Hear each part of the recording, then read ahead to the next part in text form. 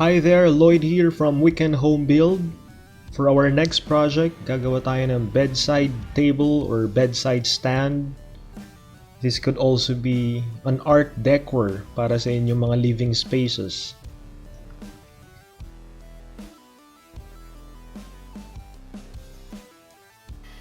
Here, I'm using an electric planer. Pinapanipisan ko muna yung slab kasi mahirap siyang ikat gamit ang circular saw. This is actually a salvaged material. Nakita ko lang siya sa tambakan ng mga kahoy. Nakita ko maganda yung pattern ng kanyang live edge. And here, I am trying to figure out the shape of the table. Kung paano magiging itsura niya. So pinipili ko yung side na may magandang pattern ng live edge. Ito, I'm using a circular saw para i-cut. Not necessarily straight cut siya. Just for me to have a reference kapag ginawa ko na yung final shape niya.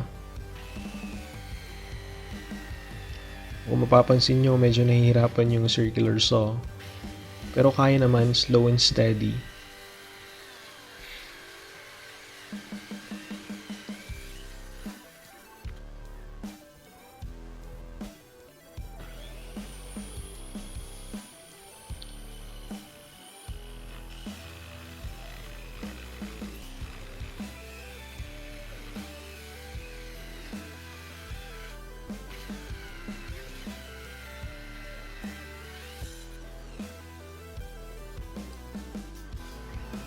So once naputol ko na siya sa kanyang rough shape, I again use an electric planer para panipisin siya sa aking desired final thickness, which is 1 1/2. Now I am using an angle grinder with an 80 grit sandpaper para linisin yung mga edges.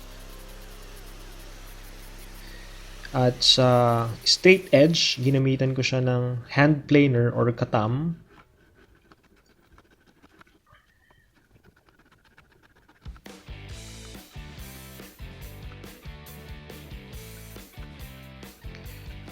So here, okay naman yung pagkakatam niya.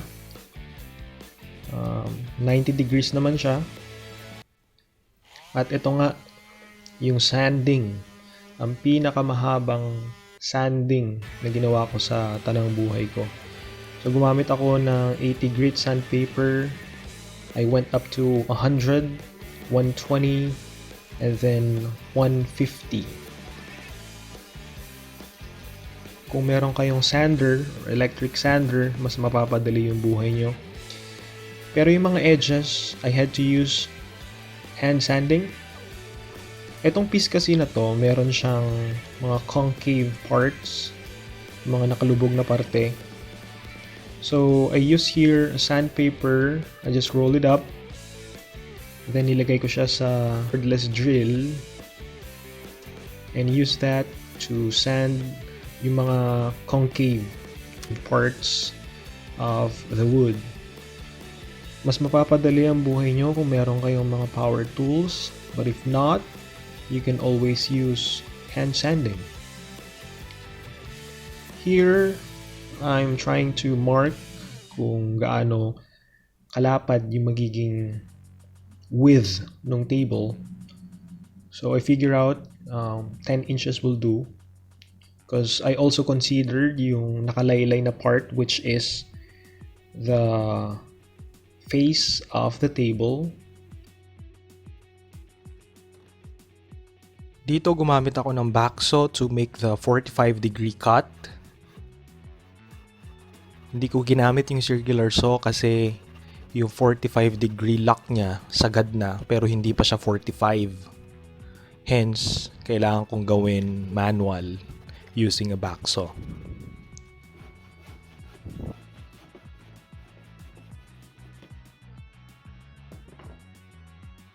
And here, ginamitan ko siya ng katam para kahit papano plain yung surface niya. Dito, I'm trying to check kung talagang 45 degrees nga yung cut. Pero kung makikita nyo, meron siya mga tiny gaps. At magpapakita yan. Here, I'm getting ready to glue it up. Naubusan ako ng painter's tape. Kaya ginamit ko ay 1/2-inch paper tape, which is a very big mistake. Makikita nyo later on. Here, I'm just putting glue on both sides na ididikit ko. For this kind of piece, there's no need to put dowels, biscuit, or whatnot. Yung glue mismo napakatibay niyan. Since maliit lang naman itong piece natin, kayang-kaya na ng wood glue yan. And to make sure na 90 degrees yung ating piece, ginamitan ko siya ng yung orange na letter L. That is square and true, 90 degrees. And of course, napaka-importante ng clamps in any woodworking project. At ito na nga, yan yung sinasabi ko kanina. Natanggal yung pagkadikit ng tape, I had to redo the same process. Okay, so we're done with the tabletop. Ngayon naman, gagawin natin yung kanyang paa. I'm using here 1-inch by 1-inch tubular metal. So kapag gagamit kayo ng angle grinder at magkakat kayo ng metal, make sure na complete protection. Meron kayong safety goggles, gloves, yung sapatos nyo kailangan hindi yung madaling masunog.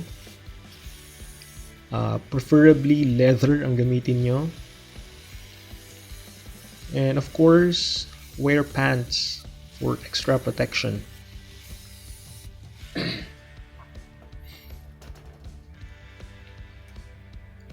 Here, ginagawa ko yung pinaka-base nung paa ng table natin. I am trying to make a U-shaped piece pero hindi ko siya pinutol. Ang ginawa ko lang dito, I tried to make 45 degrees cuts from the center line. Ayan. And kapag nagka-cut kayo ng metal, make sure na hindi kayo lalagpas doon sa guhit doon sa inyong ginuhitan. As much as possible, kailangan maiwan or close. The closest you can get doon sa markings na ginawa nyo. Okay. So here, I'm just trying to clean the notches that I made. This is called deburring. Debur. Kailangan mo lang linisan yung mga cut edges para mas maganda yung lapat niya. Pero wag masyado kasi baka magkaroon ng malaking gap. Yung tamang linis lang. So here, I'm just trying to bend the metal inwards para makabuo ng U-shape. At dahil hindi kasya yung aking skwala, ginamit ko yung aking plastic 90 degrees jig na ginagamit ko sa woodworking to make sure na square and true yung metal. And using clamps to secure everything, napaka-importante niyan.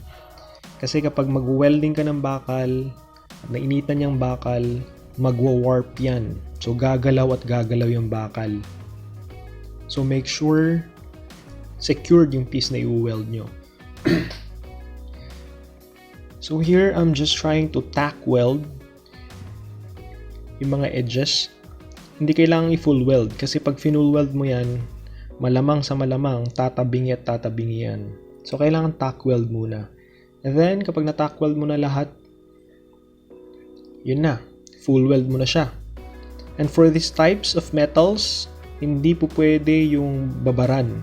Kailangan tap-tap lang or dab-dab lang. Kapag binabad mo kasi yung welding rod, mabubutas at mabubutas yung square tubing na yan. Kasi 1.2 lang yan eh. Kahit yung 1.5 ng kapal, kapag binabad mo, bubutas at mabubutas yun. So kapag na-weld mo na, clean it up, tanggalin mo yung mga slug.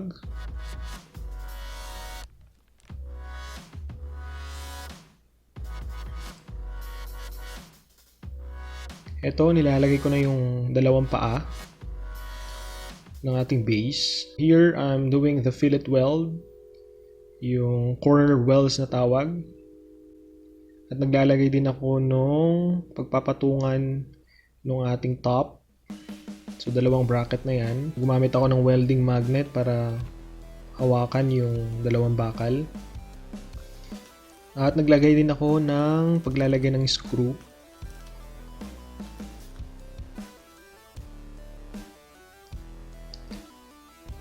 And it's grinding time. So, yes, this is time consuming pero napaka-importante na ito. Kailangan malinis ang pagka-grind mo sa iyong piece. There, I use a grinding stone and then I followed it up with a 60 grit flap disc. So, para malinis tignan. Dahil dyan, gagamitin natin siya ng body filler. So, kailangan mo lang maglagay ng kaunting hardener. Konti lang kapag naghahalo ka, hindi po pwedeng maramihan yung halo mo kasi madaling tumigas yan. And haluin mo mabuti. Then, apply mo siya sa mga welding joints. Yung mga parts na weld mo. Ayan. Even sa mga corners para maging seamless kapag pininturahan na natin siya. Preparation is very important bago natin pinturahan. Kasi kung meron mang kahit na maliit na imperfection, magpapakita yun pag pininturahan natin. So after natin mamasilya, I went back with the angle grinder using the same flap disc. I made sure na pantay yung masilya sa level ng bakal. Yung mga parts naman na hindi naaabot, pwede mo na siyang gamitan ng mano. Ayan, we're ready to paint. Kailangan malinis yung piece natin. Kailangan walang foreign debris or foreign objects na nakadikit sa bakal. I'm using here a spray paint primer gray. I used 3 coats para talagang matibay. First coating, kailangan light lang siya. Hindi mo siya kailangan pakapalin. Kasi hanggang 3 coats naman yan.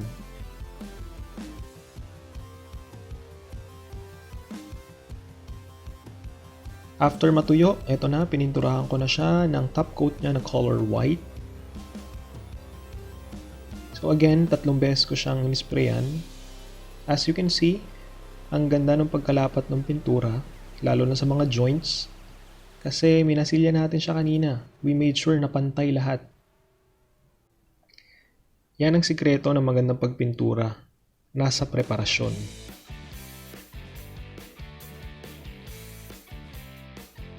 So here's the wooden part.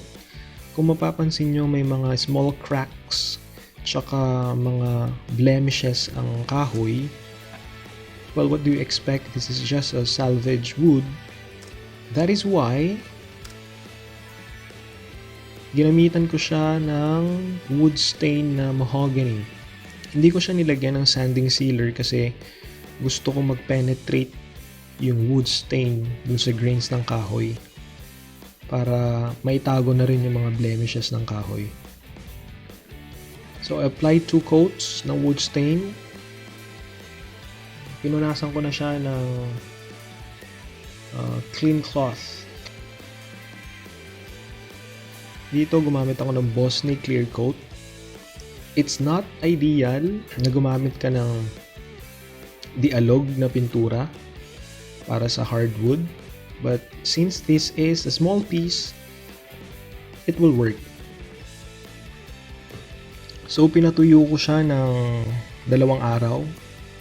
I made sure na yung pintura ng bakal at yung kahoy ay talagang tuyong-tuyo na. After that, inassemble ko na siya using a black screw 1-inch size. Gumamit rin ako ng screw cap. Although hindi siya makikita pero Ang professional kasi ng dating kapag hindi nakikita yung screw, kahit nasa ilalim, kahit hindi siya nakikita. And there you have it, guys. That is our end product, Live Edge bedside table or bedside stand. This will be given away to one of our lucky subscribers. Actually, all of our projects here sa WHB will be given away to our lucky subscribers. Kaya naman kung hindi ka pa subscriber, mag-subscribe ka na. Hit that like button and then mag-comment ka sa baba. Malay mo, sa'yo mapupunta to. Till our next project, Weekend Warriors. Again, this is Lloyd. Maniwala ka, kaya mo yan. You can build it yourself.